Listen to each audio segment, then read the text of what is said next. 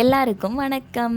நான் இதுக்கு முன்னாடி விவசாயத்தை பற்றி ஒரு வீடியோ போட்டிருப்பேங்க. அதோட கண்டினியூ வீடியோ தான் இது. எல்லோரும் மன்னிச்சுக்கோங்க, கொஞ்சம் டிலே ஆகிடுச்சு அப்லோட் பண்ணுறதுக்கு.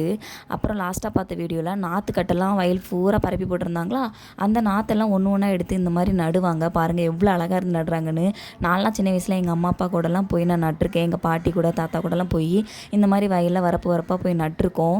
அது எவ்வளோ கஷ்டம்னு அங்கே போய் நம்ம நடும்போது தான் தெரியும். கால் கையெல்லாம் முள் குத்தும், எல்லாமோ இருக்கும். ஆனால் அதெல்லாம் அட்ஜஸ்ட் பண்ணி இதெல்லாம் நட்டு வெளியில் கொண்டு வரணும். பாருங்கள், நட்டதுக்கப்புறம் அதுக்கடுத்த பரிணாம வளர்ச்சி எப்படி இருக்குன்னு நீங்கள் பாருங்கள். இது இப்போ வந்துட்டு இந்த நெல் அறுவடைக்கு தயாராகிட்டேன்னு அர்த்தம். தயாரானதுக்கப்புறம் இந்த மாதிரி மிஷினில் வந்து நெல் தனியாக புல் தனியாக எடுத்து நெல்லை வந்து அறுவடை பண்ணி அரிசியாக ரெடி பண்ணி நமக்கு அனுப்புவாங்க. இந்த வீடியோவில் வந்து தெரியாதவங்க தெரிஞ்சுக்கோங்க, அறுவடை எப்படி பண்ணுவாங்க, அரிசி நமக்கு எப்படி வருதுன்ட்டு. இது மாதிரி நட்ட நாற்றை எத்தனை நாள்லேருந்து அறுவடை பண்ணுவாங்கன்னு கேட்டிங்கன்னா, கிட்டத்தட்ட 100 நாளுக்கு அப்புறம் 3.5 மாதத்துக்கு அப்புறம் தாங்க இந்த நெல்லை அறுவடை பண்ணுறாங்க. அது வரைக்கும் அவங்க பத்திரமா பாதுகாத்து அதை அறுவடை பண்ணணும். பிடிச்சிருந்தா லைக் பண்ணுங்கள்.